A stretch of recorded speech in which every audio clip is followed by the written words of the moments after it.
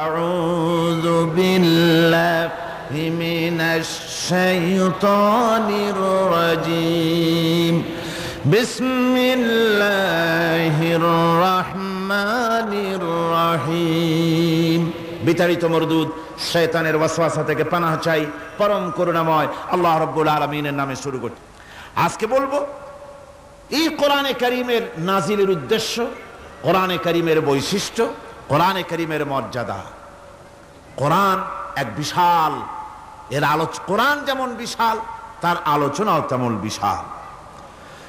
কোরআনে কারীমের বৈশিষ্ট্য হচ্ছে কোরআন গোটা মানব জাতির জন্য সর্বশেষ হেদায়েতের গ্রন্থ আল্লাহর পক্ষ থেকে, আর একটি বাণীও মানুষের জন্য আসবে না। আল্লাহর পক্ষ থেকে মানুষের জন্য আর কোনো বাণী আসবে? বলুন, আসবে? আল্লাহর পক্ষ থেকে মানুষের জন্য হেদায়েতের আর কোনো কথা আসবে না, এটাই শেষ কালামে রব্বানি, আখেরি কালাম কোরআনে কারীম। এরপরে আর কোনো বাণী আল্লাহর পক্ষ থেকে আসবে না। প্রচলিত অর্থে আমরা আসমানি কিতাবগুলোকে ধর্মগ্রন্থ বলি, ধর্মগ্রন্থ আমাদের দেশের লোকেরা বলে, এবং এই ধর্মগ্রন্থের আওতায় বেদ, জিন্দাবিস্তা, ত্রিপিটক, বাইবেল ইত্যাদিগুলিকে ধর্মগ্রন্থ বলা হয়। ধর্মগ্রন্থ প্রচলিত অর্থে ধর্মগ্রন্থ বলতে যা বুঝায়, কোরআনে কারীম তেমন কোন প্রচলিত অর্থে ধর্মগ্রন্থ নয়।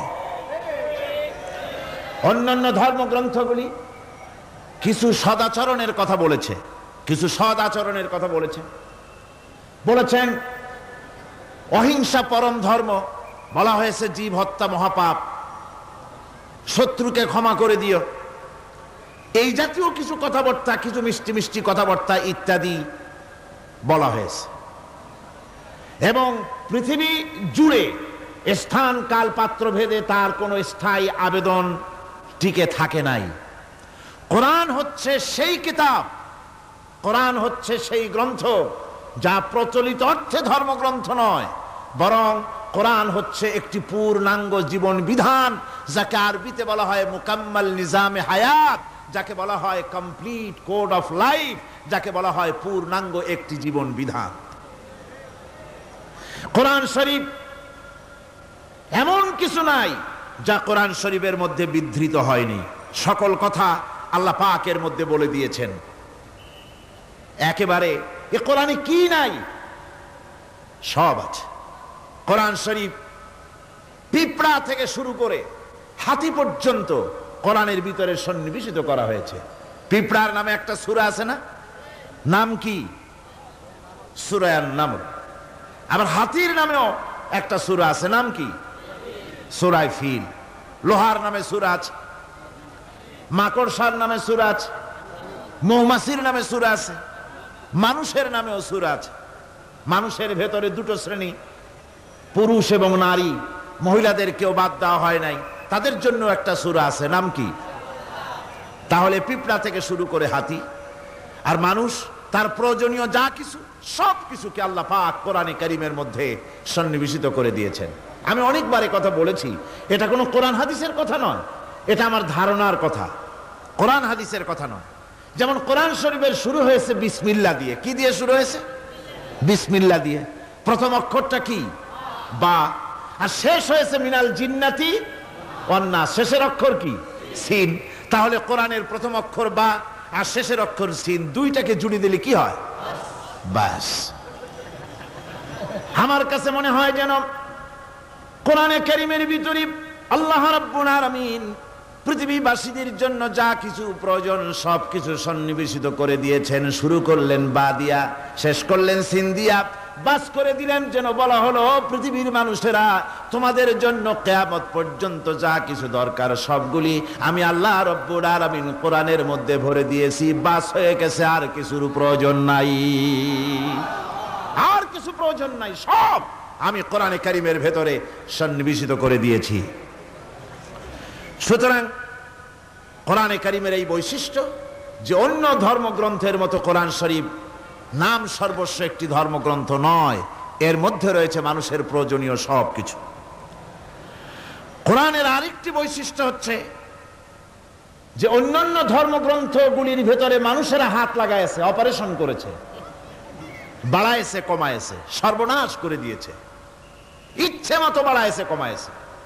কমাতে কমাতে কম্বলের লোম বাঁচতে যেমন কিছু থাকে না, নিজেরা নিজেদের কথা ভিতরে ঢুকাতে ঢুকাতে আজকের বাইবেল আল্লাহর কথা শূন্য হয়ে গিয়েছে।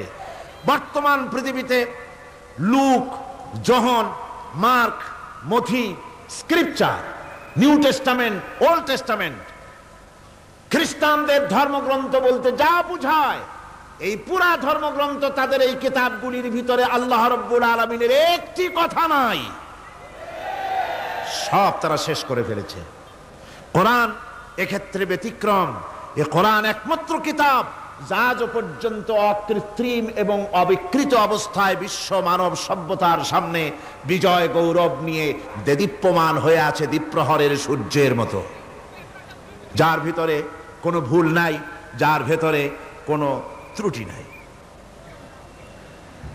কোরআনে কারীম তার আরেকটি বৈশিষ্ট্য হচ্ছে কোরআন একমাত্র গ্রন্থ যার ভাষা এবং সাহিত্য 1400 বছর ধরে এর ভিতরে কোনো কৃত্রিমতা ঘটেনি। আরবি ভাষা এবং সাহিত্যের সর্বোৎকৃষ্ট নমুনা হিসাবে কোরআন শরীফ টিকে আছে। পৃথিবীর কত ভাষা শেষ হয়ে গিয়েছে, কত ভাষা জন্মগ্রহণ করেছে আর মরে গেছে তার ঠিক নাই। ভাষার উন্নতি যত হচ্ছে, কোরআনে কারীম সমস্ত ভাষা এবং সাহিত্যের মানকে উতরে গিয়ে এমন এক জায়গায় কোরআনের ভাষা সাহিত্য পৌঁছে গেছে যাকে স্পর্শ করা পৃথিবীর কোনো ভাষার পক্ষে সম্ভব নয়। কোরআন এক জীবিত ভাষা, জীবন্ত ভাষা। কোরআন আরবি ভাষা, পৃথিবীর অন্তত 38টি দেশের রাষ্ট্রভাষা, স্টেট ল্যাঙ্গুয়েজ আরবি ভাষা। এই আরবি ভাষা আল্লাহ পাক এই কোরআন নাজিল করেছেন, এর মজা ফুরায় না, এর সাহিত্যের মান ফুরায় না। এটা হচ্ছে কোরআনে কারীমের আরেকটি বৈশিষ্ট্য। কোরআনে কারীমের অন্যান্য বৈশিষ্ট্যের ভেতরে আরেকটি বৈশিষ্ট্য হচ্ছে যে এ কোরআনে কারীম একমাত্র কিতাব যেই কিতাবের ভেতরে রয়েছে কোরআনের অনুসারী তাদের নাম এবং কোরআনের অনুসারী তাদের ধর্মের নাম গ্রন্থের ভেতরে আছে, যা অন্য কোনো কিতাবের মধ্যে নাই। সেটা হচ্ছে আমরা যে মুসলমান তা কোথায় পেলাম? আমরা যে মুসলমান এই পরিচিতি কোথায় পেলাম? হুয়া সাম্মাকুমুল মুসলিমিন, এই মুসলমান নাম আল্লাহ কোরআন শরীফে ব্যবহার করেছেন। তিনি আমাদের নাম দিয়েছেন, আমরা মুসলমান। আমরা কি মুসলমান? আমাদের নাম এই কিতাবের মধ্যে রয়েছে। আমাদের জীবন ব্যবস্থার নাম, ধর্মের নামও ইন্নাদ-দীনা ইনদাল্লাহিল ইসলাম, ইসলামের নাম, মুসলমানের নাম কোরআনে কারীমের মধ্যে রয়েছে, যা অন্য কোনো ধর্মগ্রন্থের মধ্যে নাই। হিন্দু, খ্রিস্টান, বৌদ্ধ এ সমস্ত নাম তাদের নিজেদের বানানো নাম, তাদের ধর্মগ্রন্থের ভিতরে সব নামের কোনো পাত্তা নাই। কোরআনে কারীমের আরেকটি বৈশিষ্ট্য হচ্ছে কোরআন বিশ্বের সর্বাধিক পঠিত গ্রন্থ। এত বেশি পড়া হয়েছে, এ কোরআন পড়া হচ্ছে, এত বেশি পৃথিবীর কোন বই আজ পর্যন্ত পড়া হয় নাই আর হবেও না। কোরআনে কারীমের আরেকটি বৈশিষ্ট্য হচ্ছে এই বিশাল ধর্মগ্রন্থ, এই বিশাল জীবন ব্যবস্থা, এই বিশাল কিতাব মানুষেরা মুখস্থ করেছে। আপনি আমাকে বলেন, নিজের ভাষা নয়, নিজের মায়ের ভাষা নয়, এমন এক বিশাল কিতাব মানুষ মুখস্থ করতে পেরেছে, এর কোন নমুনা আছে দুনিয়ায়? এর কোন নমুনা আছে? মাতৃভাষা নয়, অথচ পৃথিবীর ইংরেজ হোক, উর্দুভাষী হোক, ল্যাটিন হোক, তেলুগু হোক, ডাচ হোক, ফ্রান্স হোক, যে কোনো ভাষা, বাংলা ভাষা হোক, সমস্ত ভাষার লোকেরা কোরআনে কারীমকে মুখস্থ করতেছে। সুবহানাল্লাহ বিহামদি। আমাদের দেশেও লক্ষ লক্ষ হাফেজে কোরআন বর্তমান রয়েছে। এটা হচ্ছে কোরআনে কারীমের আরেকটি বিরাট রকমের বৈশিষ্ট্য। কোরআনে কারীমের অফুরন্ত বৈশিষ্ট্যের ভেতরে এটাও একটি, কোরআন হচ্ছে একটি বিরাট মুজিজা। এ কোরআন একটি মুজিজা। কোরআন একটি কি? মুজিজা। দুনিয়ায় যত নবী আল্লাহ পাঠিয়েছেন, সমস্ত নবীদেরকে তিনটা জিনিস দিয়েছেন। কয়টা জিনিস কোন তো? তিনটা। ওয়াহি, হুসনে খুলক আর মুজিজা। একটা হচ্ছে ওহী, আরেকটা হচ্ছে উন্নত মানের চরিত্র, আরেকটা হচ্ছে কি? মুজিজা। এই মুজিজা সকল নবীকে দেওয়া হয়েছে। মুজিজা হচ্ছে সমকালীন যুগের বড় যে কোনো শক্তিকে দুর্বল করে দেয়, যে কোনো জিনিসকে দুর্বল করে দেওয়ার মতো ক্ষমতা রাখে যে জিনিস, তার নাম মুজিজা। মুসা আলাইহিস সালামের জামানায় জাদুর প্রভাব ছিল। তখন আল্লাহ রাব্বুল আলামিন মুসা আলাইহিস সালামকে একটা মুজিজা দিলেন। কি দিলেন? আল্লাহ রাব্বুল আলামিন বললেন, ওয়া মা তিলকা বিয়ামিনিকা ইয়া মুসা। মুসা, তোমার ডান হাতে ওটা কি?